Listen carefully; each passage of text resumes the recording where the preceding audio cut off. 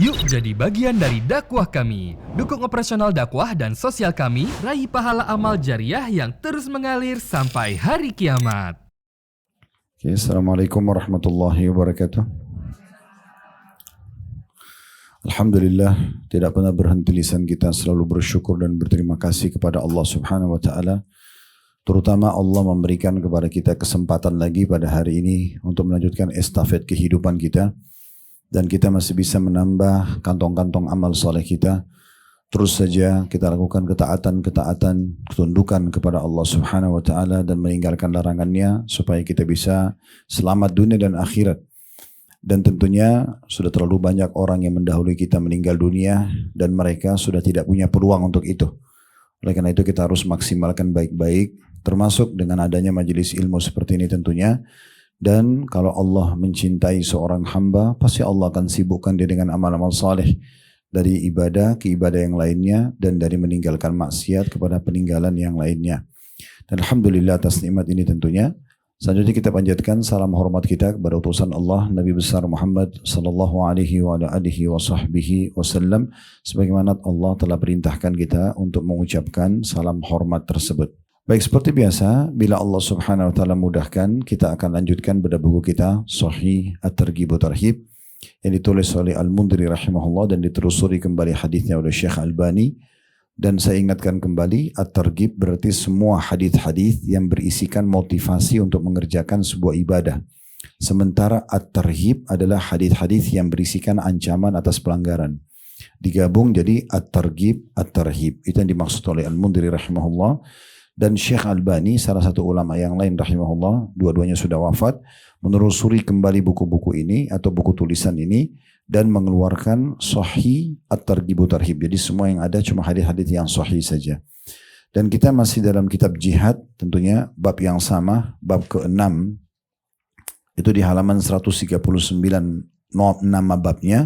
Kita nanti akan lanjutkan di halaman 146, ya, di hadis nomor 13. Saya kembali dulu ke nama babnya, bab nomor 6, anjuran berangkat di pagi hari dan di sore hari di jalan Allah. Tentang keutamaan berjalan kaki, debu, dan rasa takut dalam jihad di jalan Allah. Artinya dari bab ini kita sudah bisa fahami kalau memang sebenarnya orang pasti khawatir, takut kalau pergi jihad, manusiawi. Takut ditawan oleh musuh, takut cacat tubuhnya, takut dia terbunuh, itu normal. Tapi itu semua akan bisa dikalahkan rasa khawatir itu dengan keimanan seseorang. Karena memang untuk mendapatkan mati syahid dan keutamaan jihad yang sudah kita bahas banyak sekali di kitab jihad ini, sudah lewat 5 bab, berarti ada kurang lebih puluhan bahkan mungkin ratusan hadis tentang masalah keutamaan jihad.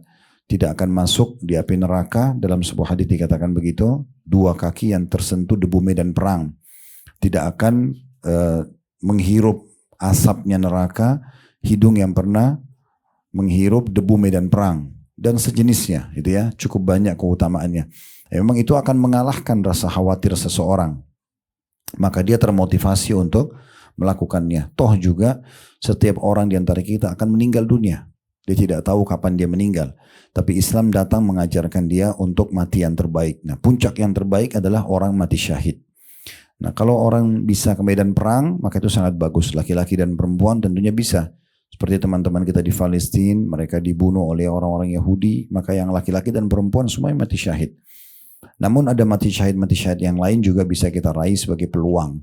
Jadi kita tinggal berdoa kepada Allah agar Allah tutup hidup kita dengan mati syahid. Toh kita juga akan mati di waktu itu. Tapi matinya daripada mati asal-asalan, ya begitu saja mati di atas ranjang, apalagi kalau dalam keadaan maksiat, kita minta agar ditutup dengan husnul khatimah dan diantaranya dengan mati syahid. Pernah ditanyakan kepada Nabi SAW, atau beliau pernah tanya sahabat, siapa yang kalian anggap orang mati syahid? Kata para sahabat, ya Rasulullah, orang yang mati di medan perang. Kata Nabi SAW, kalau gitu syuhada umatku sedikit. Orang mati syahid betul sedikit, karena orang yang pergi medan perang tidak banyak.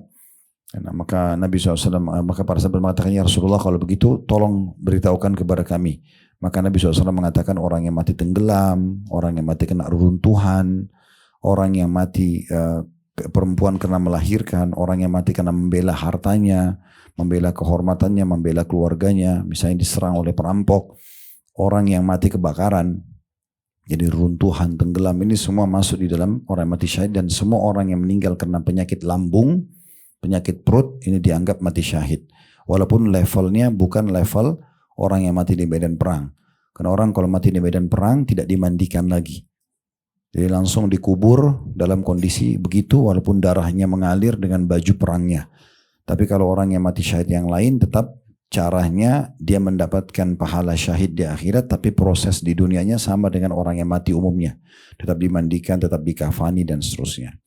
Tapi intinya sebenarnya kita ingin mencari orang ditutup hidupnya dengan kematian yang baik. Nah itu yang perlu kita pikirkan, gitu ya. Bagaimana kita menutup hidup kita dengan baik. Ingat sebuah hadis Nabi SAW, kata beliau, kalau Allah mencintai seorang hamba, Allah akan menggunakannya atau mempekerjakannya.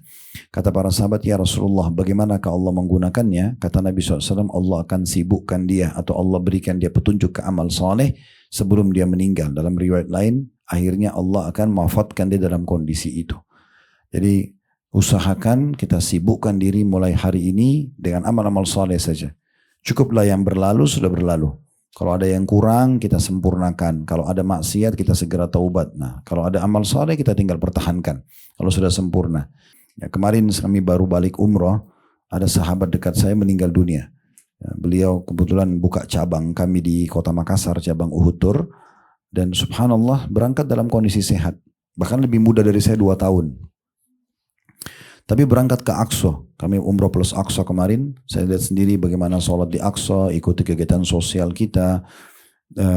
Kemudian kita ke Madinah juga menyelesaikan semua program di Madinah. Dari ta'lim, sholat di Masjid Nabawi, city tournya dan segala macam.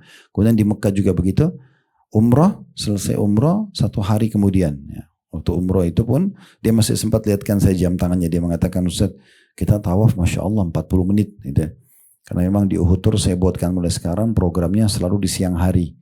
Ya, biasanya orang takut karena panas, padahal sebenarnya tidak terlalu panas juga gitu ya. Lantainya tetap dingin dan tawaf sebentar selesai, sa'inya juga sudah dingin. Dia bilang sama saya, Ustaz 40 menit ini Masya Allah tawafnya. Kita 2 jam selesai ratusan jemaah. Nah selesai kita umrah, kemudian 1 hari kemudian dia masih sholat subuh sama saya, pulang sholat duha dia sesak nafas, sebelum asar meninggal. Ya, jadi begitu mudahnya kematian itu datang kepada seseorang. Padahal masih oke-oke saja gitu ya. Mungkin memang ada sakit, beliau pernah pasang ring di jantungnya. Tapi ya sesak nafas, ya, menurut analisa dokternya memang dia kena serangan jantung terus meninggal. Tapi apapun itu, ya, apapun ceritanya, manusia mau tabrakan, mau serangan jantung, mau apa saja, itu cuma cerita manusia. Intinya ajalnya datang. Ya, sudah datang ajalnya. Nah, orang pasti akan datang semua ajalnya. Maka jangan terus terlalaikan. Harus kita sadar nih. Kalau kita akan meninggal, jangan terus terlalaikan dengan pernak-pernik dunia yang akhirnya membuat kita lalai. Seorang muslim boleh menikmati dunianya, tapi tidak boleh berlebihan. Selama itu halal dan dia butuh silahkan. Tapi semua juga ditunggangi untuk ketaatan kepada Allah yang karenanya kita diciptakan. Allah sudah bilang, ma khalaqtul jinna wa insa illa liya'budun. Aku tidak ciptakan jin dan manusia. Jadi kita semuanya ada di sini dengan semua fasilitas yang ada ini. Tidak ada fungsinya, tidak ada tujuannya kecuali untuk menyembah kepada Allah. Jadi memang tujuan kita untuk ibadah. Selain daripada ibadah itu anggap sia-sia. Makanya Nabi SAW mengatakan dunia ini terlaknat. Maksudnya tidak ada manfaatnya, tidak akan kekal manfaatnya dan terlaknat apapun di dalamnya kecuali zikrullah. Berzikir kepada Allah wa mawalah. Dan semua jenis ketaatan kepada Allah.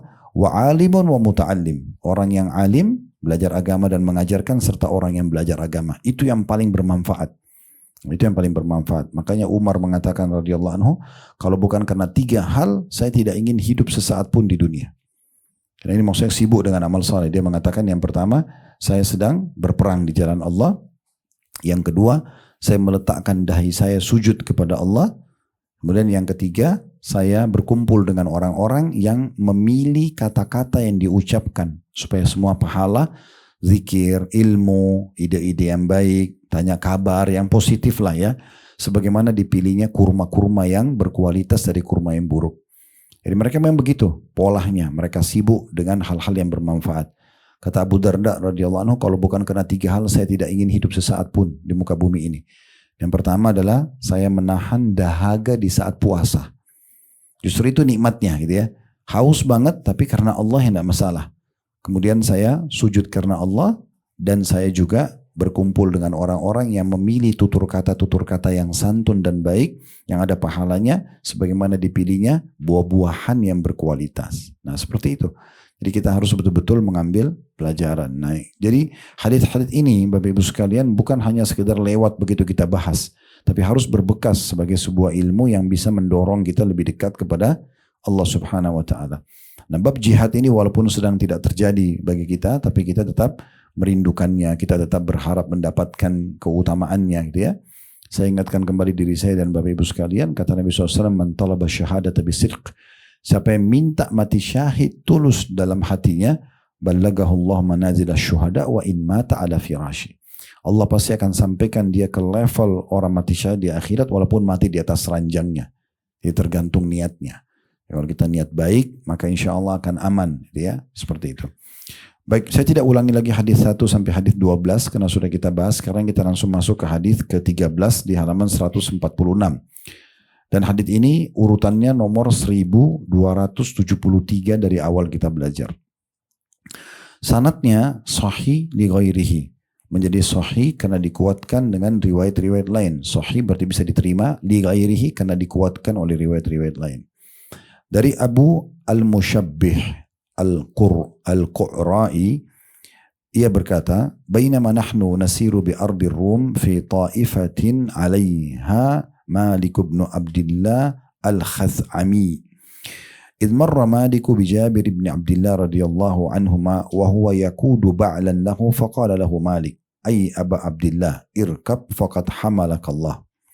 فقال جابر أصلح دابتي وأستغني عن قومي وسمعت رسول الله صلى الله عليه وسلم يقول مغبرت قدماه في سبيل الله حرمه الله على النار. فصار حتى إذا كان حيث لم يسمعه الصوت نادى بأعلى صوته يا أبا عبد الله اركب فقد حملك الله. فعرف جابر الذي يريد فقال أصلح دابتي وأستغني عن قومي وسمعت رسول الله صلى الله عليه وسلم يقول مغبرت قدماه في سبيل الله حرمه الله على النار. فتثاوب الناس عن دوابهم فما رأيت يوما أكثر ماشيا منه. Terjemahannya, kata Abi Al-Musyabbih Al-Muqra'i, kami sedang jalan ke daerah kekuasaan Romawi, maksudnya untuk berperang, ya. Dalam satu rombongan yang dipimpin oleh Malik bin Abdullah Al-Khath'ami. Tiba-tiba Malik berpapasan dengan Jabir bin Abdullah radhiyallahu anhuma. Jabir ini sahabat Nabi, ya, yang sedang menuntun seekor keledai miliknya. Maksudnya di medan perang, tapi dia tidak naik di keledainya, tapi dia pegang tali kakangannya. Dia justru jalan kaki. Ini Jabir bin Abdullah radhiyallahu anhu, sahabat Nabi yang mulia. Maka Malik, orang yang memimpin pasukan ini, berkata kepada Jabir, wahai Abu Abdullah, julukannya Abu Abdullah karena Abdullah anak pertamanya Jabir, maka dipanggil Abu Abdullah. Kendarailah, naiklah keledai itu karena sungguhnya Allah telah membawamu atau memberimu kendaraan. Maksudnya kenapa ini keledai justru tidak ditunggangi? Toh sudah ada sebagai transportasi. Lalu Jabir radhiyallahu anhu berkata, aku sedang mengurusi hewanku ini dan tidak membutuhkan kaumku. Aku telah mendengar Rasulullah SAW bersabda, barang siapa yang kedua kakinya berdebu di jalan Allah, maka Allah akan mengharamkannya atas neraka.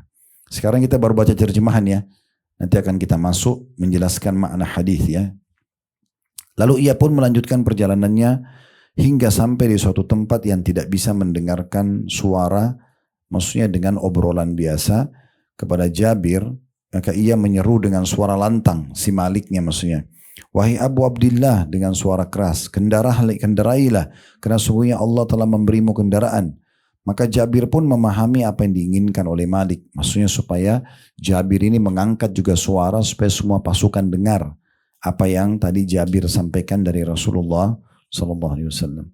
Maka ia berkata, kata Jabir, aku sedang mengurusi hewanku dan aku tidak membutuhkan kaumku.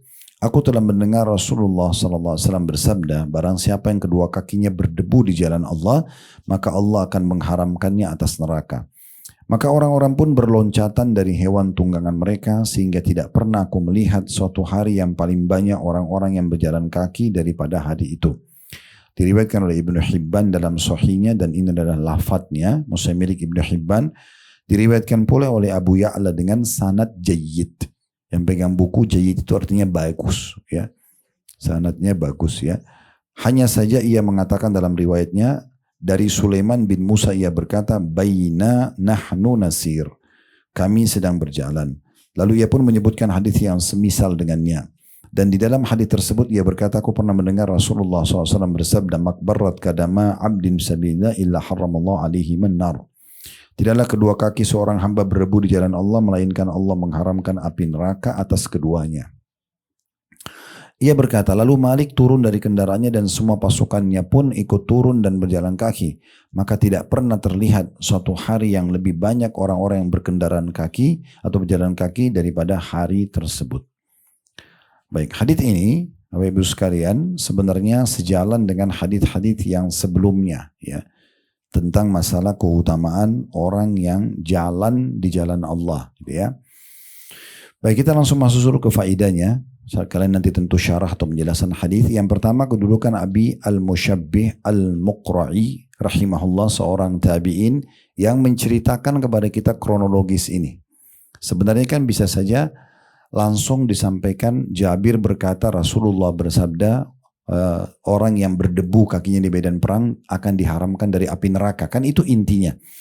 Tapi di sini sudah sering kita sampaikan dari awal kelas hadis kita, kalau ada seseorang yang menceritakan kepada kita kronologis hadis seperti ini, maka kita jadikan sebagai keutamaan beliau. Karena mungkin di masa itu tidak terlalu bermanfaat. Karena orang yang tahu yang hadir di medan perang waktu itu, Abi Al-Musyabbih ini menggambarkan itu sebenarnya orang-orang pada tahu. Oh iya, yang memimpin pasukan namanya Malik, kemudian ada Jabir bin Abdullah, kemudian orang tahu. Kayak kita sekarang di pengajian begini, mungkin orang tahu. Oh, jemaah yang duduk jumlahnya sekian, melantai, ada penerangan lampu, ada gindan gitu, kita tahu. Tapi kalau ini ada yang menggambarkan, dulu saya pernah hadir di Tebet Mas di kajian hadis bersama Ustadz ini, terus yang hadir begini, kami disiapin makan siang seperti ini. Itu kan kalau orang yang sesudah kita nanti, setelah kita meninggal, mungkin ada manfaatnya bagi dia. Dia akan berpikir, oh kejadiannya di rumah itu ya, oh penyampainya begini ya, nah gitu ya. Nah seperti itu kurang lebih gambarannya. Jadi bagi kita sekarang ini ada manfaatnya. Karena kita seakan-akan hadir di suasana pada saat itu. Nah ini faedahnya. Faedah yang kedua, bahwasanya pentingnya seseorang itu berperang di jalan Allah SWT di saat dia punya peluang. Jihad ini pernah kita jelaskan di awal kitab jihad. Dia bisa menjadi wajib, dia bisa menjadi sunnah. Ya. Dia wajib kapan? Kalau terjadi 3 hal. Dia akan wajib kalau terjadi hal. Yang pertama, negeri kita diserang. Nah kasus teman-teman di Palestina tiba-tiba diserang. Nah itu jadi wajib, fardu ain setiap individu. Laki-laki, perempuan wajib berperang. Nah, contoh kasus kita dulu dijajah oleh Belanda, Jepang, itu wajib kita semua berperang. Ini gak ada pilihan. Ini wajib yang pertama. Wajib yang kedua adalah kalau pemimpin negara atau wilayah mengiklankan untuk semua ikut perang. Contoh presiden bilang, semua warga Indonesia sekarang pergi Palestina. Itu wajib, kita gak ada pilihan. Kalau dia berbicara seperti itu, pemimpinnya ya. Tentu ini tidak terjadi, tapi kalau sampai pemimpin mengatakan itu, kayak contoh waktu kita dijajah dulu misalnya Presiden Indonesia mengatakan semua warga Indonesia wajib melawan penjajahan. Nah itu laki-laki perempuan wajib semua perang. Gak ada pilihan. Itu yang kedua. Yang ketiga, kalau kita sedang ada di medan perang dan musuh sudah depan mata, ini gak boleh kita lari. Wajib kita berperang. Laki-laki atau perempuan. Kita sudah masuk medan perang, musuh sudah berhadapan sama kita, ini wajib kita berperang, nggak boleh lari dari medan perang di saat itu dosa besar. Ya, kalau sudah hadir di medan perang, nggak boleh lari. Nggak ada sifat pengecut bagi seorang Muslim, karena itu peluang emas dia untuk mendapatkan ya mati syahid. Itu nomor 1. Kalau tidak, maka dia akan mendapatkan peluang untuk ya mendapatkan ghanimah atau kemenangan, harta rampasan perang dan kemenangan. Karena orang Muslim tidak kenal namanya kalah. Kalau kita misalnya 1000 orang masuk medan perang, mati semuanya, berarti keutamaan. Kalau tidak, kita misalnya menang ya kita dapat harta rampasan dunia dan juga dapat kemenangan. Jadi tidak ada namanya kalah, gitu ya. Nah ini dia menjadi wajib di saat itu. 3 keadaan ya. Di saat negeri diserang, atau di saat pemimpin negara mengumandangkan jihad, atau di saat pasukan sudah bertemu dengan musuh. Nah ini wajib. dia akan jadi sunnah. Sunnah itu kapan? Kalau misalnya kayak kita sekarang ini orang Indonesia, kita nggak wajib pergi ke Palestina untuk berperang, tapi sunnah muakkadah. Kita boleh pergi, boleh tidak. Tapi kalau kita mau pergi harus dengan izin pemerintah. Nggak boleh sembarangan gitu ya. Kalau pemimpin kita mengizinkan baru kita bisa pergi ke sana gitu ya. Nah ini hukumnya sunnah. Nah di dalam hukum sunnah inilah yang sedang dibahas sekarang. Wilayah yang sedang didatangi oleh kaum muslimin untuk ke wilayah Romawi, ini jihadnya sunnah. Karena tidak ada indikasi hak wajibnya. Kan wajib tadi kalau disuruh oleh pemimpin, kalau kemudian diserang wilayah atau sedang berkecamuk peperangan. Jadi ini memang jihad yang sifatnya sunnah. Jadi untuk mendapatkan keutamaannya, pasukan muslim diutus sebelum menyerang sebuah lokasi itu harus menawarkan Islam dulu. Kalau mereka nolak baru mereka ditawarin upeti, bayar per kepala sekian, nanti disepakati di antara dua pemimpin, lalu kemudian kalau tidak terjadi peperangan. Nah seperti itulah. Kemudian pelajaran yang ketiga, adanya keutamaan Malik bin Abdullah al-Khathami, pemimpin, panglima perangnya. Ya. Kenapa kita sebutkan ini sebagai keutamaan di faedah ketiga kita? Karena Malik bin Abdullah al-Khathami, dialah yang bertemu dengan sahabat Nabi Jabir bin Abdullah. Yang Jabir ini nanti akan kita masukkan keutamaan dia yang keempat nanti, faedah keempat kita. Karena memang dia yang ketemu sama Jabir, lalu dia bertanya, karena dia tahu Jabir ini sahabat Nabi. Agak unik, Jabir jalan di medan perang, dia nggak naik tunggangannya. Kalau kita sekarang mungkin mobil tanknya, atau dia nggak naik. Dia jalan kaki malah, ditarik keledainya. Maka dia sengaja tanya pribadi, kenapa wahai Abu Abdillah, maksudnya Jabir tanya, kenapa anda buat ini? Karena dia pasti tahu Jabir ini sebagai sahabat gak mungkin sembarangan. Maka Jabir kata-katanya diucapin, dia bilang, saya sedang mengurus tungganganku ini. Maksudnya saya tidak mau buat dia letih, dan saya tidak mau susahin kaum saya. Saya juga tidak butuh bantuan. Tapi saya hanya ingin mendapat keutamaan. Kata Nabi SAW, tidaklah dua kaki tersentuh debu medan perang, kecuali akan diharamkan dari api neraka. Supaya kaki saya injak langsung tanah medan perang ini. Nah gitu. Ya. Nah sekarang yang bertanya ini adalah Malik. Kita jadikan sebagai keutamaan sendiri faidah keutamaan Malik bin Abdullah al-Khathami radhiyallahu anhu, karena beliau yang bertanya kepada Jabir bin Abdullah, dan setelah dia dengar itu maka dia biarkan pasukan jalan pakai tunggangan semua, pakai kuda, pakai nunggangi keledai, kecuali Jabir, sampai tiba di satu tempat yang kira-kira semua orang sudah berkumpul. Lalu dia sengaja teriak dengan suara keras, dia mengatakan, wahai Abu Abdillah. Dia tegur lagi Jabir. Dia mengatakan, Abu Abdillah, kenapa anda tidak tunggangi keledai anda padahal Allah sudah mudahkan? Dia dengan suara keras. Maka Jabir faham, oh Malik maunya saya sampaikan ke pasukannya. Maka Jabir pun mengulangi, saya tidak butuh, saya sedang mengurus hewan saya tidak mau susahin hewan saya ini, biarin dia istirahat dulu, nanti waktu kalau mendesak baru saya tunggangi dia, dan saya tidak mau susahin kaum saya nggak mau, saya tidak butuh bantuan orang kok, bukan lagi ada masalah, tapi saya karena mendengarkan Nabi SAW bersabda, tidaklah dua telapak kaki tersentuh medan perang kecuali akan diharamkan dari api neraka. Nah waktu Jabir sampaikan kepada pasukan untuk menjawab kata Malik, maka akhirnya semua pasukan turun dari tunggangannya karena ingin mengejar keutamaan tersebut. Nah ini terjadi karena sikapnya si Malik sebagai panglima perang. Makanya kita sebutkan sebagai faedah ketiga. Ya, jadi faedah pertama tadi keutamaan Abi al-Musyabbih al-Muqra'i rahimahullah yang menceritakan kepada kita hadis atau riwayat ini.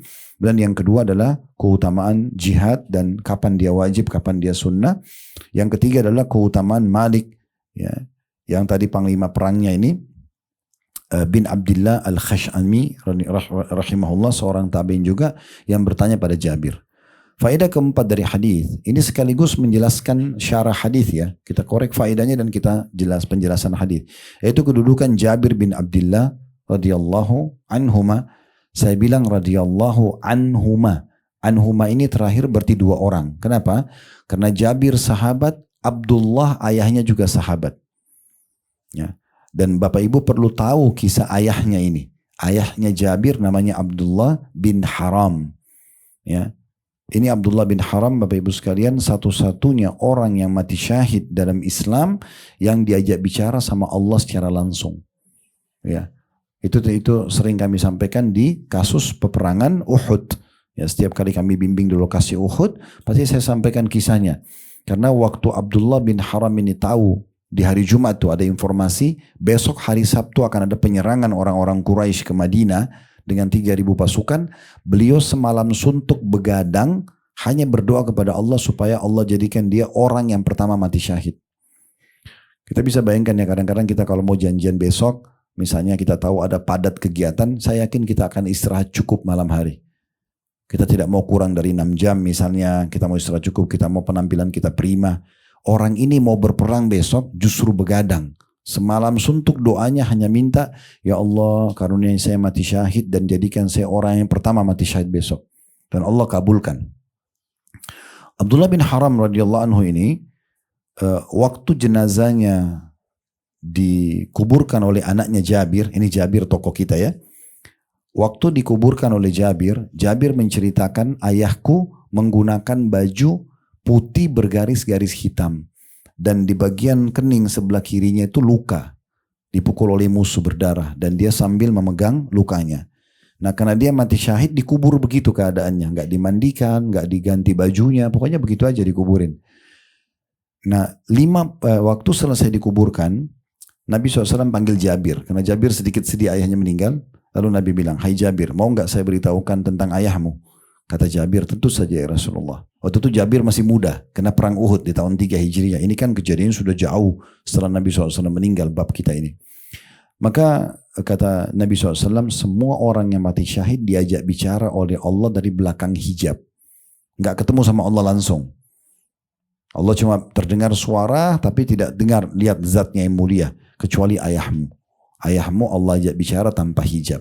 Dan Allah berkata kepada ayahmu, mintalah wahai hambaku.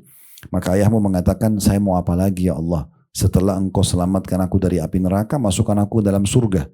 Karena orang yang mati terbuka semua. Dia udah lihat tuh surga dan neraka gitu ya. Maka kata Nabi SAW, Allah terus mengatakan pada ayahmu, mintalah. Sampai pada saat ayahmu sudah tahu tidak ada pilihan kecuali minta, maka ayahmu minta agar dikembalikan ke dunia untuk ikut berperang lagi dan terbunuh. Jadi orang yang mati, syahid itu Bapak Ibu sekalian tidak berharap lagi kembali kumpul sama keluarganya, pekerjaannya atau makanan favoritnya, berharap justru tusukan musuh yang terakhir pada saat dia mati. Atau kena peluru atau apa saja gitu ya. Karena dengan itu hitungan detik dia langsung bisa mendapatkan semua yang Allah janjikan gitu ya. Dan juga berita gembira bagi orang yang mau mati syahid. Ya semoga Allah karuniakan kita, karena ini mati toh kita akan laluin. Kata Nabi SAW, semua orang mati syahid tidak merasakan mati itu kecuali hanya seperti cubitan saja. Dia tidak dirasa apa, walaupun teman-teman di Palestina dibom pakai rudal, tetap aja sama. Ya, mereka sudah tidak rasakan lagi panasnya bom tersebut ataupun sabetan pedang atau apa yang semisalnya. Mereka cuma lihat malaikat maut mencabut ruhnya. Kalau dia orang beriman akan mudah, kalau dia orang kafir akan sulit. Selesai. Nah seperti itulah. 50 tahun setelah perang Uhud terjadi, Uhud itu tahun 3 Hijriah. Hari Sabtu di tanggal 16 Syawal 16 Syawal tahun 3 Hijriah hari Sabtu. 50 tahun sesudahnya tahun 53 kuburan para syuhada Uhud itu sempat digali, dipindahkan karena di situ ditemukan sumber mata air. Ya, kemudian digalilah sesuai dengan kesepakatan para sahabat untuk dipindahkan. Waktu digali ditemukan jasadnya Abdullah masih utuh. Yang tadi itu kata Jabir, saya ingat betul waktu ayah saya kuburkan dengan baju itu, dan waktu kami gali, Jabir masih ada di Madinah waktu itu, bajunya masih sama, putih garis-garis hitam dan dahinya masih berdarah. Waktu tangannya kami pindahkan darahnya ngucur. Itu kisah nyata 50 tahun setelah kejadian perang Uhud. Jadi memang apa yang dijanjikan oleh Allah SWT itu benar semuanya, ya nyata gitu ya. Nah itu ayahnya Jabir ini. Nah Jabir ini anaknya di sini diceritakan, dan ini kita masukkan sebagai faedah keempat dari hadis. Dialah yang menjadi inti daripada penyampaian hadis Nabi dalam riwayat ini. Karena waktu dia ditanya kenapa anda jalan kaki, ya, kemudian oleh Malik tadi, lalu dia mengatakan, saya tidak ingin, saya lagi mengurus tunggangan saya mau buat dia istirahat, saya nggak mau bebanin kaum saya bukan butuh bantuan, cuma saya mendengarkan Nabi bersabda begini dan begitu. Maksudnya ya barang siapa yang kedua kakinya berdebu di jalan Allah, maka Allah akan mengharamkan atasnya neraka. Nah, seperti itulah. Faedah kelima, pentingnya seseorang menerapkan sunnah-sunnah Nabi. Jadi apapun yang Bapak Ibu dengar dari perbuatan Nabi, dari perkataan Nabi, jangan ditunda-tunda, diamalkan. Makin sering dan makin cepat Anda mengeksekusi, langsung menerima dan menjalankan, maka makin besar pahalanya. Ya. Jadi jangan ditunda-tunda. Jangan bilang nanti aja, yang penting saya sudah tahu sekarang. Tidak, ada kesempatannya lakukan. Karena kita tidak pernah tahu, mungkin itu amal terakhir kita. Ya. Karena banyak orang subhanallah meninggal dunia tidak masuk rumah sakit. Ya. Oleh karena itu jangan ditunda-tunda. Oleh karena itu penting sekali. Makanya di sini Jabir mengamalkan sunnah Nabi ini. Sunnah Nabi adalah jalan kaki. Ya. Maksudnya untuk kena debu. Walaupun sebenarnya orang kalau naik kuda atau naik keledai, ya, tunggangin, dan dia memicu, pasti kan debu medan perang juga kena. Tapi dia ingin telapak kakinya tersentuh langsung. Ini satu hal yang positif gitu ya, dalam bab jihad. Dalam mengamalkan itu tentunya. Ini pelajaran yang kelima ya. Pelajaran yang keenam yang bisa diambil adalah pentingnya seseorang menyebarkan ilmu agama yang dia pelajari. Makanya di sini Malik begitu dengar dari Jabir tadi, oh ternyata Jabir turun tidak naik di keledainya karena dia mau amalkan ilmu itu. Nabi bilang tidak telapak kaki yang tersentuh debu merah tidak akan atau akan diharamkan dari api neraka. Maka Malik langsung praktekin. Dia langsung angkat suaranya lagi supaya pasukannya dengar dan supaya Jabir menyampaikan kepada pasukannya. Yang terakhir yang ketujuh, keutamaan orang yang tersentuh debu medan perang. Karena dengan tersentuh debu medan perang saya sudah cukup, dia akan terharamkan dari api neraka. Tentu di sini janji-janji seperti ini selama syarat keimanannya masih ada ya. Misalnya kalau naudzubillah dia murtad, ya, berarti tidak masuk dalamnya. Atau dia berbuat syirik besar, itu tidak masuk dalamnya. Sehingga ini keutamaan hanya didapatkan bagi orang yang tetap menjaga keimanannya. Nah seperti itulah. Nah ini yang bisa kita ambil faedah dari hadits nomor 13.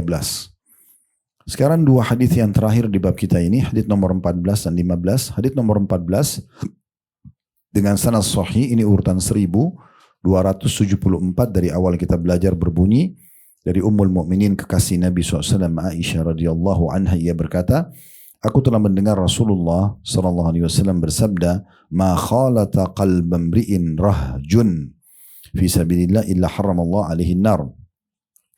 Tidaklah hati seseorang bercampur dengan debu dalam kurung karena jihad di jalan Allah, melainkan Allah akan mengharamkan neraka atas dirinya.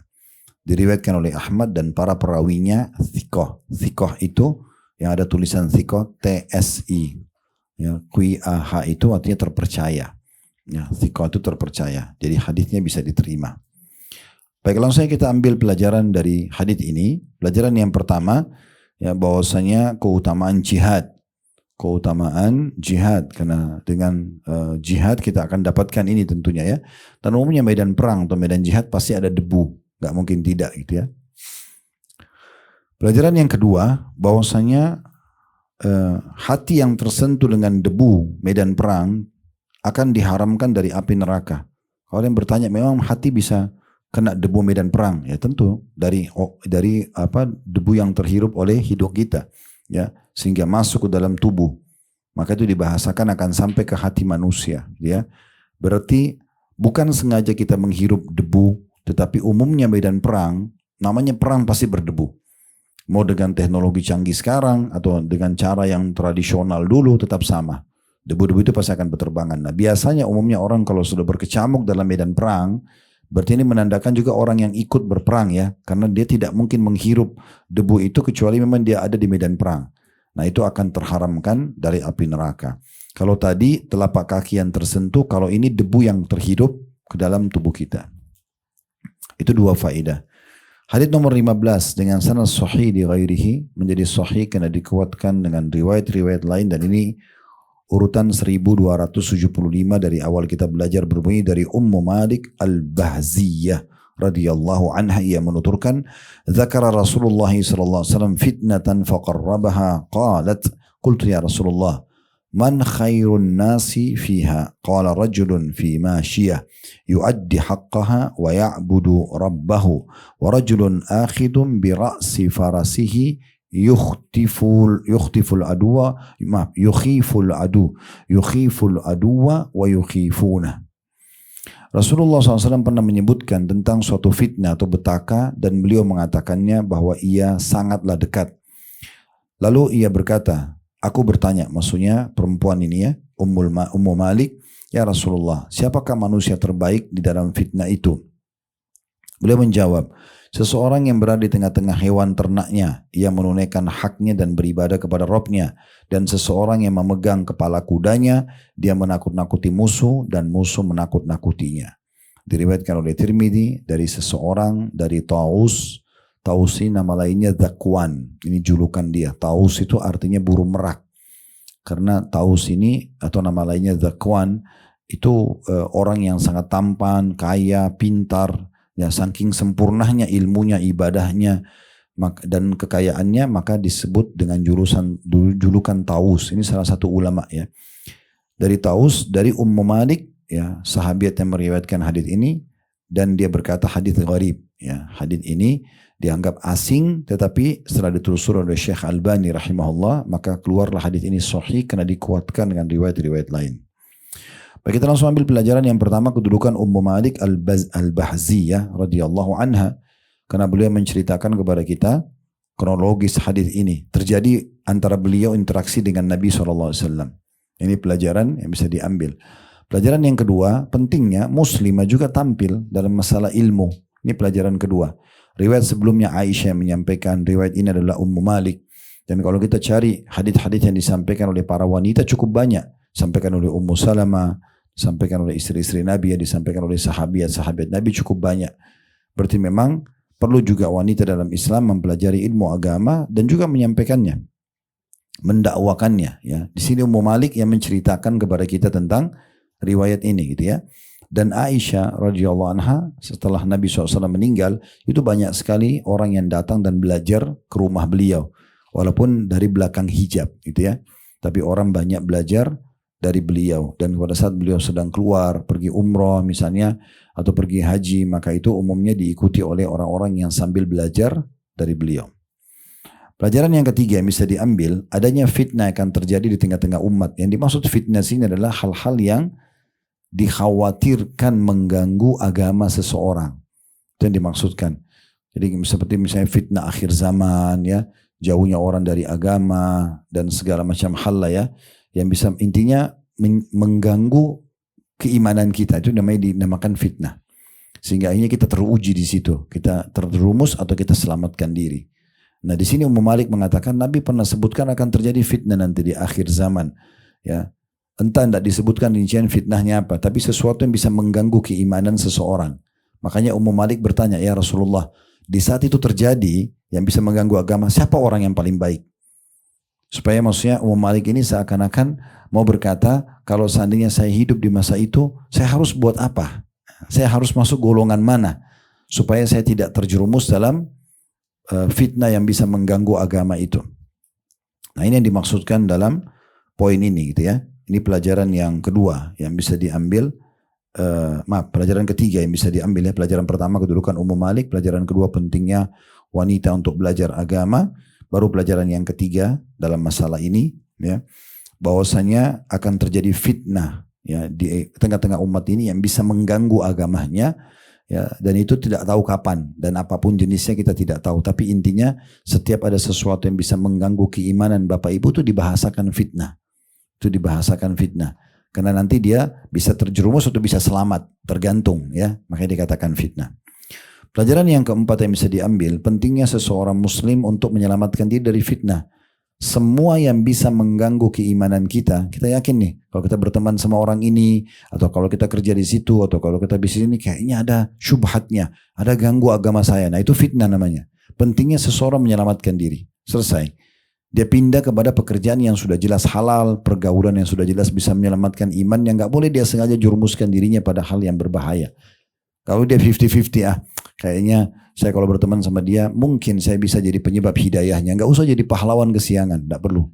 Ya, Kalau ada orang yang jauh dari agama, kita punya kesempatan nasihatin, oke. Tapi jadi teman jangan. Karena bisa saja dia terpengaruh atau kita yang terpengaruh. Kan bisa saja begitu. Berapa banyak orang yang sudah istiqomah jadi rusak karena temannya. Jadi nggak boleh. Harus yang bersama kita, teman kita, komunitas yang bisa menambah iman kita atau bahkan membuat kita lebih jauh lebih baik dan lebih menjaga diri. Nah, harusnya begitu. Nah, ini penting ya. Jadi tidak boleh kita asal-asalan. Kenal semua orang boleh saja. Kita say hello apa segala oke, tapi sahabat dekat nggak ada. Harus betul-betul komunitas yang baik. Karena kalau tidak ini masalah, ya. Namanya manusia, saya pernah jelaskan ya, kita sangat sensitif. Masih ingat mungkin di kelas ini sering saya kasih contoh ini kain di atas meja yang saya ada ini. Saya yakin semua kita sama-sama kalau pegang, kita tahu kain ini kasar atau lembut seketika. Saking sensitifnya kita sebagai manusia. Tangan kita ini bisa bedain kasar atau lembut seketika. Hidung kita bisa bedain wangi dan busuk seketika. Mata kita bisa bedain terang dan gelap seketika. Ya, semua telinga kita bisa bedain ini intonasi suara ribut atau ini lembut seketika. Semuanya seketika. Itu yang di luar, di dalam lebih sensitif lagi. Hati kita lebih peka lagi. Bisa sedih, bisa senang hanya dengan kejadian sedikit atau berita yang kita. Sedikit saja ada orang ganggu kita, kita terganggu. Sedikit ada orang bahagiakan, kita bisa bahagia. Nah begitu. Jadi jangan bilang, oh enggak, saya tidak terpengaruh. Mungkin, itu enggak mungkin. Ya. Oleh karena itu segera selamatkan diri. Semua fitnah yang bisa menjauhkan dari agama jauhi. Selesai, tutup. Mau orang bilangin kita, kamu alim banget, kamu so alim, biarin aja, urusan dia. Karena kalau kita meninggal dunia Bapak Ibu sekalian, orang-orang yang seperti ini, kalaupun dia sahabat kita, maksimal nunggu di atas liang lahat. Nggak mungkin dia masuk ke kuburan temani kita. Nggak usah bicara teman. Anak sama ibu saja, ibu-ibu tahu bagaimana sayangnya sama anak-anak, mungkin lebih daripada kami, laki-laki. Ya, tetapi kalau anak meninggal, nggak mungkin ibu nginap di kuburan sama dia. Pasti pulang, kan gitu, nggak mungkin. Apalagi kalau teman-teman, jadi jangan selalu, apalagi kalau ada teman yang memang setan manusia gitu ya, udahlah nggak apa-apa kau buat nanti saya yang tanggung dosanya, itu omong kosong. Nggak ada namanya dia bisa tanggung dosa kita. Kita berbuat, walaupun dia yang ajak, kita dapat dosanya, dia juga dapat double dosa. Dia dapat dosa, dia mengajak juga dan dia melakukan juga dapat dosa. Tapi tetap kita dapat hukumannya. Jadi orang yang cerdas adalah orang yang menyelamatkan diri. Makanya di sini Ummu Malik radhiyallahu anha bertanya, gitu kan? Ya Rasulullah, pada saat fitnah itu terjadi, bisa jauh dari agama. Siapa manusia yang paling baik? Siapa orang yang bisa kami contohi? Atau kalau saya hidup di masa itu, apa yang harus saya lakukan? Nah, ini pertanyaan ini penting, ya. Bertanya satu tentang menyelamatkan diri kita dari fitnah. Pelajaran yang kelima yang bisa diambil adalah ini orang yang terbaik kalau terjadi keributan, fitnah, ya. Yaitu Nabi SAW sebutkan seorang yang pengembala bersama hewan ternaknya, ia menunaikan hak hewan-hewan itu, dia kasih makan, dia rawat hewan-hewan itu di padang pasir, dia nggak hidup sama orang-orang, dia tinggal di situ dan dia tetap beribadah kepada Tuhannya. Azan tetap waktu sholat tetap azan dia sholat. Ini orang kenapa dianggap orang paling aman dari fitnah? Karena nggak ada interaksi sama orang.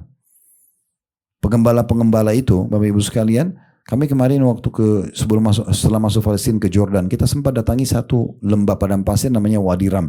Ketemu sama orang Badui. Memang tempatnya untuk ketemu sama orang-orang Badui. Memang mereka itu tinggalnya di kemah-kemah. Jauh dari orang-orang gitu. Tapi itu dibuat lembah, dibudidayakan oleh pemerintah Jordan untuk jadi tempat rekreasi. Jadi orang biar tahu kehidupan mereka. Tapi saya pernah tanya kepada tour leader kita, orang Jordan, ini pemerintah Jordan nggak buatin mereka komunitas kayak bangunin rumah sakit, sekolah, supaya mereka nggak pindah-pindah. Kata dia sudah dibuatin, tapi memang orang Badui itu nggak mau. Mereka nggak mau tetap satu tempat. Mereka lebih suka pasang tenda di sini, nanti pindah lagi tenda sana, pindah-pindah, semua padang pasir dikelilingi. Jadi dia memang maunya begitu.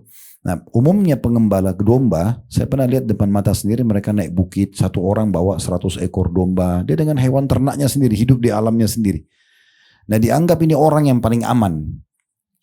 Karena dia tidak interaksi sama orang, terutama kalau terjadi fitnah ya. Kalau sedang ada gejolak menyebar di tengah-tengah komunitas muslim, kita tidak ada pilihan kecuali kita terpengaruh atau tidak terpengaruh. Tapi terpengaruhnya lebih besar. Nah, orang-orang seperti ini akan lebih aman. Tapi tetap pengembala yang dengan hewan ternaknya, cuman dia memberikan hak hewannya dan dia tetap menyembah Tuhannya. Kalau Bapak Ibu sudah tahu, alhamdulillah. Kalau belum tahu, orang yang dapat pahala sholat paling besar adalah orang yang sholat sendirian di padang pasir. Para pengembala. Kan kita kalau sholat di komunitas begini rame-rame kan ada pemicunya. Tapi kalau orang lagi sendirian di gembalaannya di padang pasir, tidak ada yang dorong dia sholat kecuali imannya. Kalau sudah tahu hadisnya alhamdulillah, kalau belum tahu saya ingatkan. Kalau orang sholat sendiri dapat 1 pahala, ya kan? Kalau sholat berjamaah berapa? 25. 25 kali lipat dan diangkat 27 derajat. Tapi kalau orang sholat sendiri di padang pasir dengan gembalaannya 50 kali lipat. Beda pahalanya, gitu kan? Artinya di sini karena dia selamat dari fitnah. Bukan berarti kita semuanya tinggal di padang pasir, bukan. Tapi di sini perhatikan substansial bahasannya adalah kalau sedang terjadi fitnah. Ada sesuatu yang terjadi dan merata di tengah-tengah umat Islam, kita nggak ada pilihan. Terpengaruh atau tidak, tapi dominan pengaruhnya lebih besar. Kayak misalnya, maaf, di tengah-tengah muslimah tersebar fitnah meninggalkan jilbab. Contoh misal. Lalu menjadi satu tren. Semua tiba-tiba tampil di media, buka jilbabnya, wah lagi pamer. Kita nggak ada pilihan kecuali kayak harus ikut. Nah di saat itu justru pengembala-pengembala itu yang aman. Gitu ya. Karena tidak ada urusannya sama media. Itu pengembala itu mungkin handphone aja nggak pegang. Gitu. Mereka nggak ada ikutin perkembangan. Nah itu contohnya. Gitu ya. Kemudian golongan yang kedua, ini yang berhubungan dengan bab kita ya. Ini faedah selanjutnya. Faedah yang keberapa ini? Yang keenam ya. Yaitu seseorang, kata Nabi SAW, yang memegang kepala kudanya, tali kekangannya. Zaman dulu orang kalau perang pakai kuda, pegang talinya untuk pergi berperang gitu ya. Dia menakut-nakuti musuh dan musuh menakut-nakutinya. Maksudnya lagi masuk medan perang. Karena orang kalau berperang menghadapan musuh, kalau bukan musuhnya takut, dia yang takut, salah satunya. Nah ini termasuk orang yang paling baik pada saat terjadi fitnah. Karena orang kalau sedang di medan perang, itu akan selamat dari semua fitnah dunia umumnya. Gitu ya. Karena pikiran dia adalah bagaimana bisa menang atau dia mati terbunuh, mati syahid. Nah seperti itu. Nah, ini berhubungan dengan faedah terakhir daripada hadis ini tentunya. Baik, sekarang kita akan masuk ke bab baru dan mungkin kita tutup dengan ini ya. Bab ke-7 tentang masalah anjuran memohon mati syahid di jalan Allah. Ini kurang lebih ada 3 urutan hadis. Nomor 1 sampai nomor 3, namun ada 4 riwayat. Karena nomor 3-nya ada 3A dan 3B. Kita tutup dengan ini. Nanti insya Allah kita akan lanjutkan di bab nomor 8 di kesempatan yang lain. Bab nomor 7, anjuran memohon syahadat atau mati syahid di jalan Allah. Dari judulnya berarti adanya motivasi agar semua laki-laki dan perempuan muslimah berharap matinya syahid. Nah itu. Jadi jangan pernah mau mati biasa. Minta sama Allah mati syahid. Tapi saya takut Ustaz mati. Pasti mati. Kita nggak bisa menghindar. Toh kalau kita tahu kita pasti mati, kenapa kita nggak minta supaya Allah yang aturin? Dan fahami mati itu begini. Bapak Ibu sekalian, kita ini setiap hari sebenarnya melalui proses mati. Itu adalah tidur. Ya. Makanya kata Nabi SAW, an-naumu akhul maut. Tidur itu saudaranya mati. Bisa bayangkan kalau kita mengantuk malam, taruh kepala terus langsung hilang. Nah seperti itu orang mati. Hitungan detik. Dan kita pasti lalui. Tidak mungkin orang tidak mati. Oleh karena itu beruntung sekali kalau kita faham. Minta supaya matinya syahid. Nah gitu. Gak ada ruginya. Rasa khawatir itu hanya karena orang belum tertanam iman dalam hatinya. Kalau sudah ada iman dia tidak perlu khawatir. Toh dia akan mati pada saat itu. Tadi sudah kita sebutkan orang yang mati syahid pun seperti teman-teman kita di Palestina teman-teman. Untuk mati syahid di medan perang memang harus dibunuh musuh. Memang harus dibunuh musuh. Memang harus kena bom, memang harus kena badannya peluru. Memang begitu. Ya itu baru namanya mati syahid.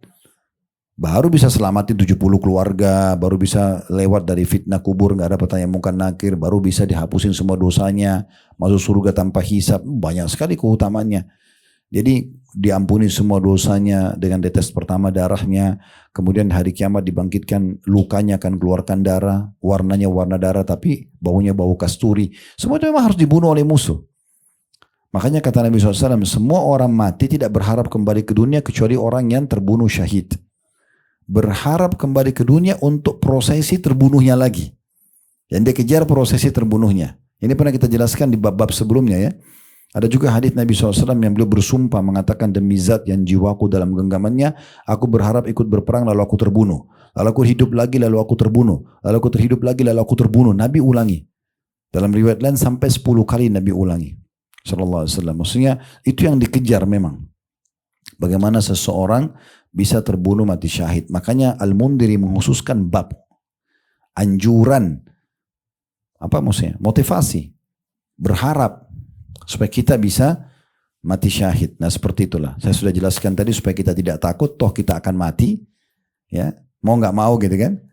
Dan mati itu seperti orang tidur. Ya. Serta orang yang mati itu, mati syahid hanya merasakan seperti cubitan saja. Nggak terasa apa-apa. Setelah itu semuanya yang Allah janjikan, surga tanpa hisab, bisa selamatin keluarganya, 70 orang yang penting muslim, tinggal ditunjuk sama dia, kamu ikut saya. Itu kan enak banget. Ya.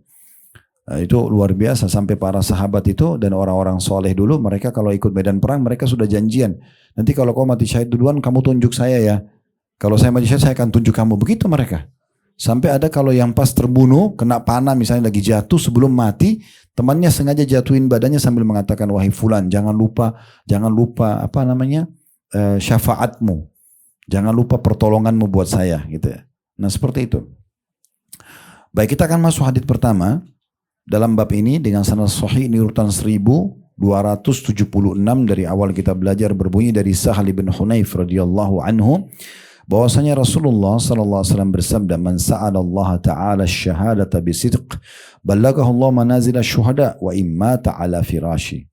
Barang siapa yang memohon mati syahid kepada Allah taala dengan sungguh-sungguh, betul-betul dia berharap hidupnya ditutup dengan mati syahid, maka Allah akan menyampaikannya kepada tingkatan para syuhada sekalipun ia meninggal di atas tempat tidurnya. Tetap dia dapat pahalanya orang mati syahid walaupun dia mati di atas ranjangnya. Diriwayatkan oleh Muslim, Abu Daud, Tirmidzi dan juga An-Nasai dan Ibnu Majah. Riwayat ini memberikan pelajaran kepada kita yang pertama, pentingnya seorang muslim dan muslimah berharap mohon kepada Allah secara khusus untuk mati syahid. Saya sudah bilang tadi di awal penjelasan babnya, toh juga kita akan mati. Ya, kita sudah sering mengalami kematian itu seperti tidur. Ya, itu termasuk kematian. Sebagaimana Nabi SAW mengatakan tidur adalah saudaranya kematian. Dan juga orang mati syahid tidak merasakan kecuali seperti cubitan saja yang hitungan detik selesai. Gitu. Belum dia dapat keutamaan yang sangat banyak lah, diampuni dosanya, tadi selamatin 70 keluarganya dan segala macam hal. Jadi di sini potongan hadis, barang siapa yang memohon, bagaimana sih kita kalau mohon? Berarti kan kita butuh ya. Nah, kita tunjukkan kita butuh kepada Allah, memang kita mau itu, maka Allah akan kasih dia. Jadi ini ada perintah untuk kita memohon kepada Allah Subhanahu wa taala. Nanti Allah tutup dengan bagaimana? Apakah kita mati karena kena runtuhan, apa kita mati karena tenggelam, kita mati karena dibunuh musuh, itu urusan Allah. Tugas kita hanya minta agar kita diberikan mati syahid. Kalaupun sampai mati di atas ranjang, tetap dapat kedudukannya para syuhada. Pelajaran yang kedua, perlunya tulus, sungguh-sungguh dalam meminta kepada Allah. Dalam berdoa Bapak Ibu sekalian hanya akan diberi kalau sungguh-sungguh. Benar-benar serius. Ulang-ulangin sampai kita lihat hasilnya. Selama Bapak Ibu tidak minta yang haram, minta saja. Allah itu maha kaya, maha kuasa. Mungkin ada yang bilang, Ustaz sudah setahun saya berdoa tapi belum diberikan. Jangan putus asa, terus saja lanjut. Mungkin tinggal sekali lagi Bapak Ibu berdoa. Mungkin tinggal sepekan lagi. Ya, sangka baik kepada Allah Subhanahu wa taala. Karena ada sebuah hadis yang lain, kata Nabi SAW, kalau Allah mendengar doa yang indah dari seorang hamba, Allah terlambatkan jawabannya agar hamba tersebut tetap dalam doanya. Supaya dia betul-betul tetap mendapat pahalanya maksimal, gitu ya. Maka butuh sungguh-sungguh. Makanya kata Nabi SAW, berdoa kalian kepada Tuhan kalian dalam kondisi kalian yakin sekali akan diterima, karena Allah tidak terima doa dari hati yang lalai. Nah, itu diambil dari potongan bisidq, harus dengan sungguh-sungguh dan jujur gitu ya. Pelajaran yang ketiga, keutamaan orang yang memohon agar mati syahid karena akan diberikan kedudukan dan pahala orang mati syahid walaupun mati di atas ranjang. Nah, ini pelajaran yang ketiga yang bisa diambil dari hadis. Sekarang kita masuk hadis kedua, mirip-mirip dengan tadi ya. Hadis yang sahih urutan 1277 dari awal belajar, berbunyi dari Anas radhiyallahu anhu, dia berkata, Rasulullah SAW bersabda, man talaba syahadata sadiqan u'tiyaha walau lam tusibhu. Barang siapa yang memohon mati syahid dengan sungguh-sungguh, niscaya pahala mati syahid akan diberikan kepadanya sekalipun ia tidak menimpanya atau dia tidak mendapatkannya. Diriwayatkan oleh Muslim dan selainnya juga diriwayatkan oleh Al-Hakim dan dia mengatakan sahih berdasarkan syarat Bukhari dan Muslim. Ya. Saya teringat tiba-tiba kejadian berapa tahun yang lalu ya, sempat heboh tuh internasional beritanya waktu ada alat yang dipakai oleh kontraktor yang membangun Masjid Haram itu jatuh terus merubuhkan bangunan. Ya, itu luar biasa itu. Itu trennya, posisinya awalnya ke arah tertentu, entah kenapa digerakin ke arah bangunan yang sudah jadi, terus jatuh ke bangunan yang sudah jadi dan menimpa orang-orang tertentu saja. Itu para ulama membahas mengatakan bukan mustahil orang-orang itu memang meminta agar Allah tutup hidup mereka dengan mati syahid. Karena salah satu orang mati syahid kena reruntuhan. Ada yang lagi ngaji, ada yang masih pakai ihram. Kalau secara hitung-hitungan manusia itu nggak masuk akal, alat itu bisa mindah, jatuh ke bangunan yang itu. Dan bangunan itu sangat kokoh, bisa rusak, rubuh sampai sekian lantai, itu luar biasa. Allah punya cara. Ya, memang di mata manusia mungkin serem ya, tapi itu di mata manusia yang belum faham. Tadi saya bilang kalau kita kemas dengan keimanan selesai urusannya. Ya, iman itu bisa mengubah semua. Harta yang paling kita cintai pun kita jadi mau sedekahin kalau iman yang berbicara. Ya, kita mau korbanin apa saja, kita mau mengalah, kita mau memaafkan, kita mau minta maaf, semua yang berat-berat itu bisa kalau sudah pakai iman. Pasti bisa, gitu ya. Kalau tidak maka tidak mungkin karena keimanan yang akan bisa mengontrol semua itu. Jadi pelajaran yang bisa kita ambil dari hadis ini adalah perlunya memohon untuk mati syahid dengan tulus. Kemudian yang kedua adalah orang yang memohon dengan tulus maka akan mendapatkan pahala mati syahid walaupun dia mati di atas ranjangnya. Tentu yang kita harapkan adalah mati di medan perang karena itu mati syahid yang paling tinggi. Tapi kita bisa kembalikan kepada Allah yang Allah pilihkan syahid yang mana. Yang penting hidup kita nanti ditutup dengan mati syahid. Hadits yang terakhir yang kita bahas di bab ini hadits nomor 3, tapi tadi saya bilang ada 3A dan 3B, berarti 2 buah riwayat. Jadi total bab ini ada 4 riwayat hadits.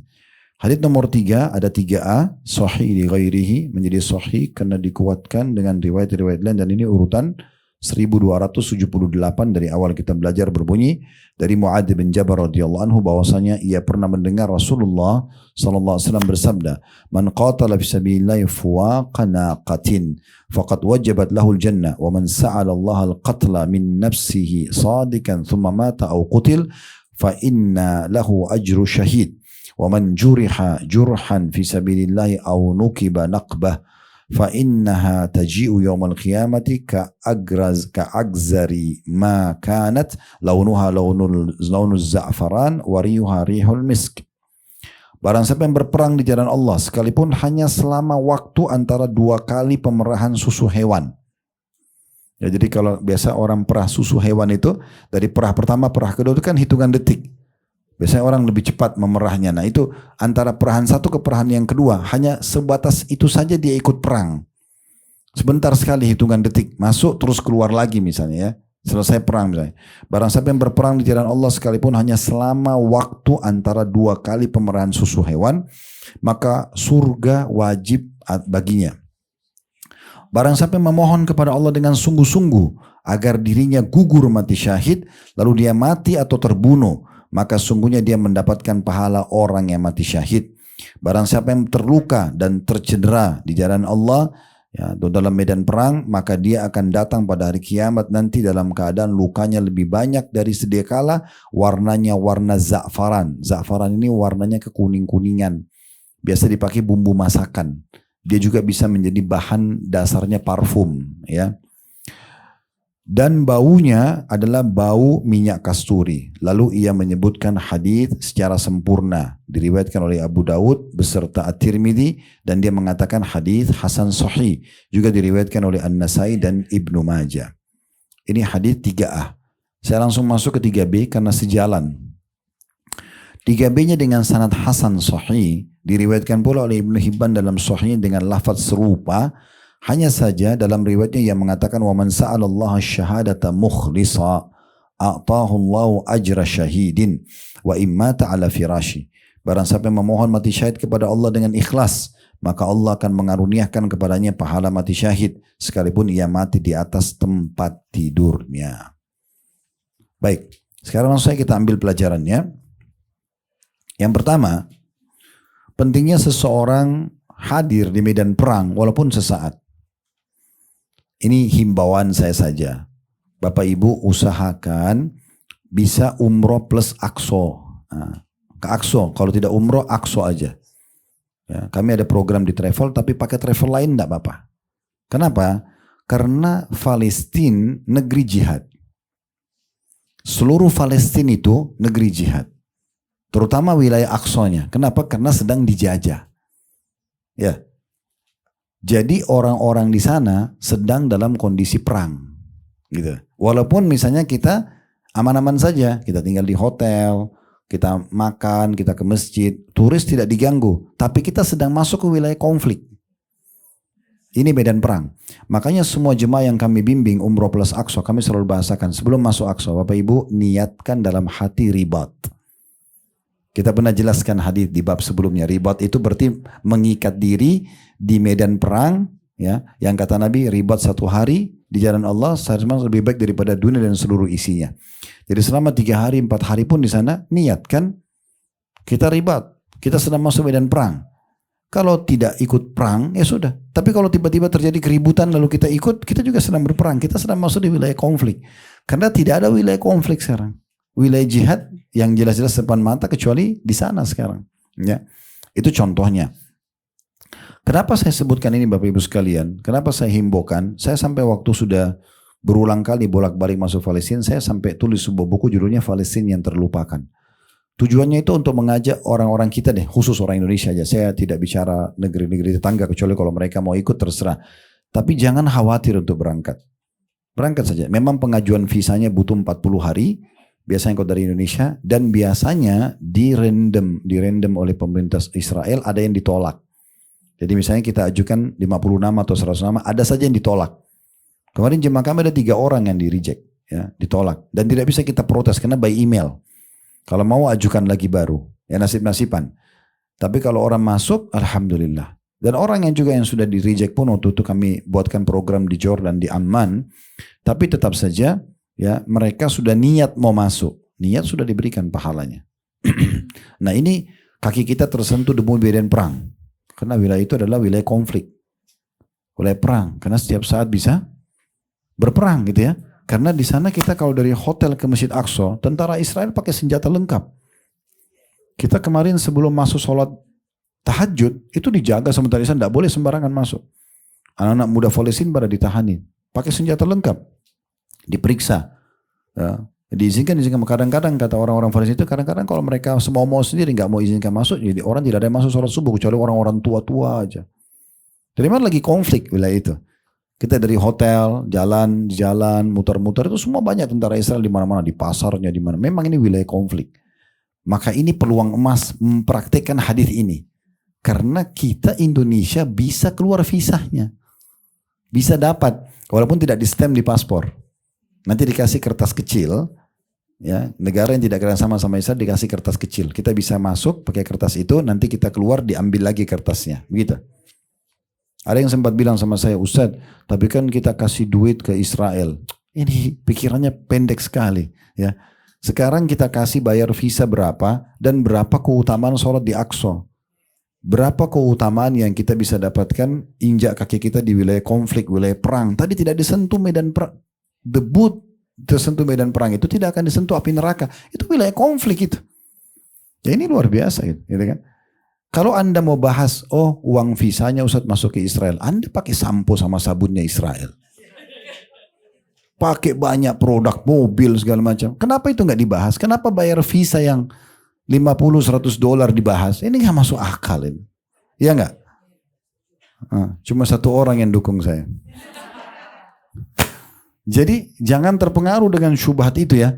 Cuma bahas, oh kalau bayar visa nanti bayar Israel. Wah kita setiap hari bayar Israel macam-macam. Gitu kan. Itu nggak dibahas. Itu tas-tas bermerek tuh banyak punya Yahudi. Ya. Lah ya. Kosmetika punya Yahudi. Kenapa nggak dibahas? Karena enak dipakai gitu. Nah iya gimana? Nah itu banyak. Banyak sekali jasa-jasa mereka gitu ya. Jadi nggak balance, nggak berimbang antara uang visa yang kita bayar dengan kita masuk ke Aqsa. Mahal banget itu. Mahal banget pahalanya. Kita masuk, itu kalau kita ketemu orang Palestina, Bapak Ibu sekalian, nanti kalau satu kali Allah masukkan Anda, itu kalau dia tahu kita orang Indonesia, sampai saya dipeluk sama orang Palestina, terima kasih kamu datang, gak usah bawa sumbangan, kamu datang sini sudah berikan dukungan kepada kami. Mereka merasa didukung oleh saudaranya Muslim. Jadi itu yang penting gitu ya. Dan alhamdulillah aman-aman saja, kita sebelum subuh kita jalan ke masjid aman, yang datang sama kami ada orang tua udah pakai tongkat, ada yang bawa anak kecilnya, tidak ada masalah gitu ya. Pelajaran yang kedua, ini tentang keutamaan orang yang berharap mati syahid. Karena hadisnya adalah barang siapa yang memohon kepada Allah dengan sungguh-sungguh agar gugur mati syahid, maka dia mati ataupun terbunuh ya. Maksudnya dia mati bukan dibunuh musuh ya, atau terbunuh oleh musuh, maka dia akan mendapatkan pahala orang yang mati syahid. Kemudian pelajaran yang ketiga, keutamaan orang yang tercerai di jalan Allah. Ya, luka. Baik dia luka terbunuh dengan lukanya itu atau dia terluka dan tidak terbunuh. Ada orang masuk medan perang umumnya luka ya. Tergores lah inilah itulah segala macam. Tetap nanti hari kiamat lukanya itu nanti akan mengeluarkan darah. Tapi dia warnanya seperti za'faran. Kekuning-kuningan agak merah gitu ya. Kemudian baunya seperti bau kasturi. Ini maksudnya Allah akan bedakan mereka dibandingkan orang lain di mahsyar nanti. Allah kasih kelebihan mereka. Allah kasih kelebihan mereka dengan cara seperti ini. Allahu a'lam. Baik, sampai sini bahasanya. Kalau ada pertanyaan silakan dan kita akan lanjutkan ke depannya. Bab nomor 8, anjuran memanah di jalan Allah dan mempelajarinya, dan ancaman bagi orang yang mengabaikannya setelah mempelajarinya karena tidak suka padanya. Ini anjuran memanah nanti. Keutamaan memanah, dan orang yang sudah belajar nggak boleh lupakan. Dia terus tekuni. Nanti akan kita bahas itu panjang lebar insya Allah. Hadis-hadis berhubungan dengan bab ini dan cukup banyak hadisnya ya. Hadis itu belasan, kurang lebih ada 16 nomor urut hadis. Tapi hadis yang dibahas lebih daripada itu karena ada beberapa nomor urut yang diisi dengan beberapa hadis. Gitu ya.